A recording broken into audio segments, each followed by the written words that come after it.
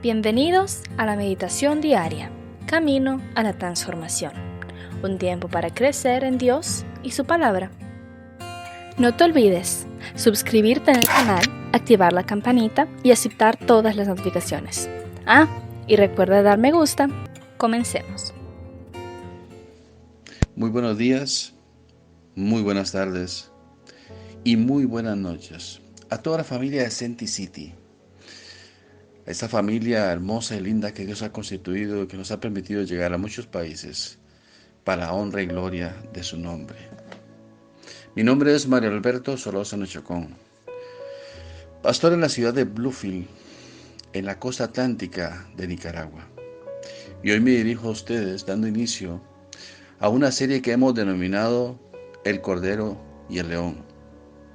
Para hoy, como inicio, el tema es que vamos a hablar del Cordero de Dios. Por tanto, vamos un momentito a Juan capítulo 1, versículo 29. Dice así: El siguiente día vio Juan a Jesús, que venía a él y dijo: He aquí el Cordero de Dios, que quita el pecado del mundo. Juan el Bautista, desde el mismo momento de su concepción, antes inclusive de ella, había sido anunciado por Zacarías su padre, por una revelación que tuvo de un ángel. Y este como tal, desde su propio vientre, había sido puesto por profeta de Dios. La vida de Juan, por tanto, era una vida de revelación continua de Dios, en donde llevaba continuamente un mensaje de arrepentimiento a todo el pueblo de Israel. Ese día del cual citamos ahora el versículo de Juan 1:29, Juan vio en Jesús el momento culmen de su ministerio. Esta declaración era la más importante de toda su vida, una por el cual había estado esperando desde que tuvo conciencia del llamado de Dios. Él mismo, ante las multitudes, debido a la atracción que él llevaba al pueblo de Israel, había dicho y confesado: yo no soy el Cristo, aquel que el pueblo de Israel esperaba. No era él. Eso estaba muy claro en su vida. Y también tenía muy claro que su propósito era anunciar la venida de un hombre que sería realmente el Cordero de Dios para toda la humanidad.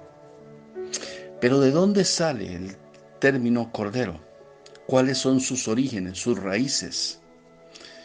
El Cordero era la tipología que Dios en el Antiguo Testamento había escogido para representar la venida de su Hijo al mundo, para el rescate de sus escogidos.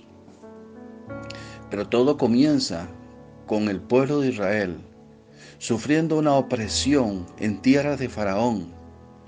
Y en ese momento Dios manda a Moisés a liberar a su pueblo. 430 años en Egipto y viviendo una vida de esclavitud. En esa misión, Moisés se confronta con el Faraón. Y ante la negativa de él, 10 plagas fueron determinadas como el juicio de Dios sobre Egipto. Cada una de ellas tuvo su confrontación personal de Moisés con Faraón. Pero la última de ellas, la cual había mismo predicho, anunciado Dios, que sería la última porque a partir de ahí saldrían de Egipto, era la muerte de los primogénitos. Y en esa muerte de los primogénitos, que estaba anunciada como un mensajero de la muerte que iba a recorrer toda la tierra de Egipto, Dios le dice a Moisés que haga en cada familia se hiciera un sacrificio de un cordero inocente, para que con su sangre, en el dintel y en los postes de la puerta de las casas donde estaban los judíos, se marcara con la sangre de ese cordero, como una señal para que el mensajero de la muerte no tocara a los habitantes de esas casas donde estuviera. Eso lo podemos ver en Éxodo 12, versículo 3 y del 5 al 13. Ahora bien, ¿cómo era ese cordero? El texto de Éxodo 12, versículo 5 nos señala que debía ser sin defecto. En su perfección, Dios no aceptaba menos que un sacrificio perfecto.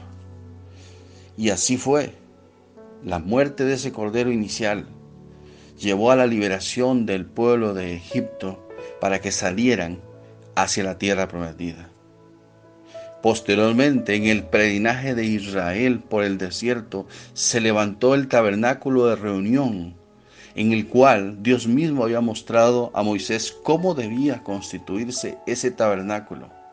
Y parte de todo el ornamento, todo lo que se hacía en el tabernáculo, tenía que ver con la prefiguración de lo que iba a ser la venida del verdadero Cordero de Dios por el mundo. Año con año, Israel hacía sacrificios para que ese sacrificio cubriera el pecado de Israel. El sumo sacerdote inmolaba a un cordero, lo sacrificaba y su sangre se recogía para entrar al lugar santísimo en el tabernáculo de reunión, donde se derramaba sobre el propiciatorio, que era la tapa del arca de la alianza. En ese propiciatorio la sangre derramada servía para cubrir los pecados del hombre contra Dios, representados en tres objetos fundamentales que estaban dentro del arca de la alianza y recogidos por decisión misma de Dios, por señalamiento de Dios de que debían estar ahí. ¿Qué había en esa arca? Tres objetos, como dije anteriormente. Número 1, las tablas de la ley. Número 2, la vara reverdecida de Aarón. Y número 3, una pequeña muestra del maná con el cual Dios mismo había alimentado al pueblo de Israel. ¿Qué significaba? Que durante todo ese tiempo, a través de las diferentes circunstancias, Dios había mostrado que había sido capaz de rechazar las tablas de la ley de Dios, rechazado la autoridad de Dios y rechazado también la provisión de Dios para su vida.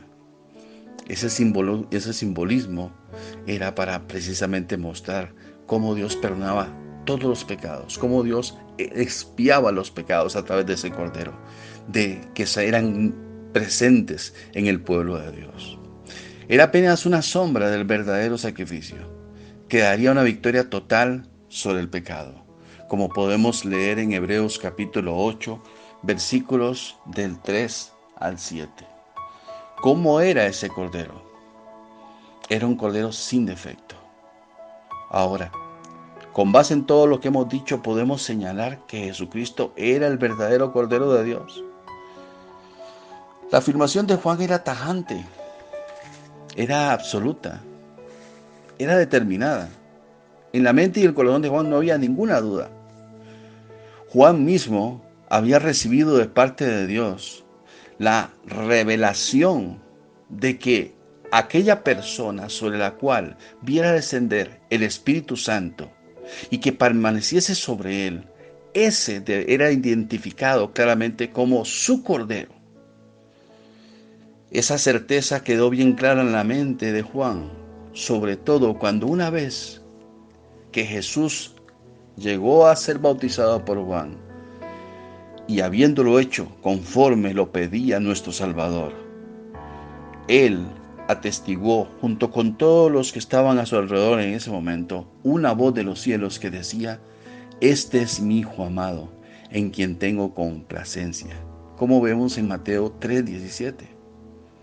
Como Cordero, entonces, Jesús cumplió al pie de la letra todo lo que Isaías mismo profetizó acerca de él en Isaías 53:7, que es un texto mesiánico, donde se habla claramente de que él fue a la muerte, angustiado, afligido, sin abrir la boca, enmudeció ante sus trasquiladores, fue llevado como cordero al matadero, afirma el mismo Isaías. Ese texto nos expresa entonces claramente que el cumplimiento de esa profecía se llevó a cabo en Jesús. El mismo autor de Hebreos en el capítulo 4, versículo 15, al decir de Jesucristo, nos dice claramente, porque no tenemos un sumo sacerdote que no pueda compadecerse de nuestras debilidades, sino uno que fue tentado en todo según nuestra semejanza, pero sin pecado. Como el mismo Éxodo 12 hablaba de que debía ser un cordero sin defecto. Por tanto, podemos certeramente afirmar, como Juan mismo lo dijo en su momento, que estamos frente al Cordero de Dios. Porque lo que era temporal, lo que se hacía de forma temporal en el templo, en el tabernáculo de reunión, en el desierto, solamente cubría el pecado, no lo quitaba. Porque era algo nada más transitorio a la venida de lo perfecto, que era Jesús. Su obra fue completa, como atestiguó el mismo Juan al decir de él que él quitaba el pecado del mundo. Eso debe llenarnos de gozo, de esperanza, de seguridad completa en nuestro caminar en esta tierra que solamente es un paso transitorio para el lugar al cual hemos sido llamados a estar con Él por la eternidad. Por eso nuestro corazón debe estar siempre caliente para Él, satisfecho en Él, confiado en Él, porque estamos ante el verdadero Cordero de Dios. Oremos. Amado Jesús, nuestra gratitud siempre estará elevada para ti. Nuestro corazón siempre debe estar ardiente para ti, porque fuiste el Cordero de Dios sin defecto, sin pecado. Te entregaste voluntariamente para que pasáramos de muerte en nuestros delitos a vida, a una vida plena que solo es posible en ti. Y como Cordero inmolado, eres por siempre digno de recibir toda honra, toda gloria, toda alabanza, todo honor, el imperio por los siglos de los siglos. Amén. Amada familia, que el amor del Padre, que la gracia de nuestro Señor Jesucristo y que la comunión del Espíritu Santo sean siempre en cada uno de nosotros. Bendiciones. La palabra de Dios es viva y eficaz, y con certeza cumplirá su propósito en nuestras vidas. Por eso, no pierda mañana la oportunidad de juntos continuar por este camino a la transformación. Todos estos mensajes forman parte de la Iglesia Senti City Mundial. Entra en contacto con nosotros para pedir oración, contar testimonios o formar parte de nuestra iglesia. Hágalo a través de nuestras plataformas Facebook e Instagram, Senti City Mundial. Dios les bendiga.